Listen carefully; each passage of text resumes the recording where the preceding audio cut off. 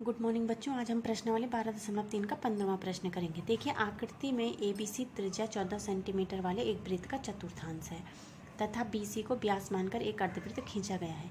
छायांकित भाग का क्षेत्रफल निकालिए। ये जो है ये 14 सेंटीमीटर त्रिज्या का एक चतुर्थांश है। तो 14 सेंटीमीटर त्रिज्या का जो चतुर्थांश है हमारा ABC, यानी कि इसकी त्रिज्या AC कितनी है 14 सेंटीमीटर और ये AB भी कितनी है 14 सेंटीमीटर। अब हमने क्या करना है कि जो BC को व्यास मान के एक फिर से क्या खींचा, अर्धवृत्त खींचा। अब हमने इस छायांकित भाग का क्षेत्रफल निकालना है। चित्र को ध्यान से देखें तो हमारा जो छायांकित भाग का क्षेत्रफल होगा उसको ज्ञात करने के लिए हम इस पूरे चित्र में जो हमारा ये अर्धवृत्त है, तो अर्धवृत्त में से हमें एक इस क्षेत्रफल को घटाना होगा, इस चतुर्थांश के इस वाले भाग को। और इस वाले भाग को कैसे घटाएंगे, हम इस चतुर्थांश के में से त्रिभुज को घटा देंगे तो यही भाग तो बचेगा और जो ये भाग बचेगा उसको हम इससे घटाएंगे। ठीक है, तो देखिए इसको कैसे हल करेंगे। सबसे पहले चतुर्थांश की त्रिज्या हम ले लेते हैं 14 सेंटीमीटर R1।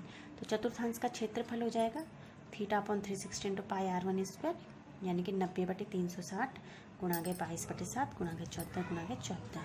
हल करके ये हो रहा है 154 वर्ग सेंटीमीटर। अब हम त्रिभुज ABC में देख रहे हैं तो AB BC AC के बराबर है, AB जो है वो AC के बराबर है। दोनों वृत्त की त्रिज्याएं हैं तो 14 सेंटीमीटर है। तो समकोण त्रिभुज ABC में पाइथागोरस प्रमेय लगाएंगे BC को ज्ञात करने के लिए। तो BC का वर्ग बराबर AC का वर्ग धन AB का वर्ग।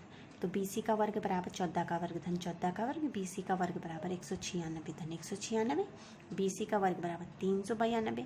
तो BC बराबर वर्गमूल 392 और BC बराबर हो जाएगा 14 वर्गमूल 2। तो जो अर्धवृत्त का व्यास होगा, यानी कि जो ये BC है ये है 14 वर्गमूल 2 सेंटीमीटर। तो त्रिज्या कितनी हो जाएगी, आधा 7 वर्गमूल 2 सेंटीमीटर। तो अर्धवृत्त का क्षेत्रफल यानी कि 1/2 और वृत्त का क्षेत्रफल तो 1/2 पाई R2 स्क्वायर। ये हमने R2 माना है, R1 हमने त्रिज्या खंड वाला माना है, चतुर्थांश जो था। अब इसको 1/2 22/7 गुणा के 7 वर्गमूल 2 गुणा के 7 वर्गमूल 2, तो ये हो जाएगा सरल करके 154 वर्ग सेंटीमीटर। इसके बाद हमारे पास है एक त्रिभुज, तो अब हम त्रिभुज ABC का क्षेत्रफल निकालेंगे। तो ये हो जाएगा 1/2 गुणा गए AC गुणा गए AB।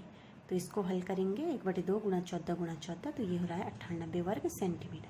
अब मैंने बोला था छायांकित भाग का क्षेत्रफल, तो छायांकित भाग के क्षेत्रफल को लिए हम अर्धवृत्त के क्षेत्रफल में से चतुर्थांश का क्षेत्रफल घटाएंगे और इस चतुर्थांश में से भी हमें त्रिभुज घटाना पड़ेगा। तो हम ऐसा लिखेंगे अर्धवृत्त का क्षेत्रफल माइनस चतुर्थांश का क्षेत्रफल माइनस त्रिभुज का क्षेत्रफल। अब मैं इसे खोलूंगी तो ध्यान दीजिए, ये अर्धवृत्त का क्षेत्रफल तो प्लस का है, चतुर्थांश का क्षेत्रफल हो जाएगा माइनस का और माइनस माइनस का ये हो जाएगा प्लस, ये हो जाएगा प्लस ABC का, त्रिभुज ABC का क्षेत्रफल।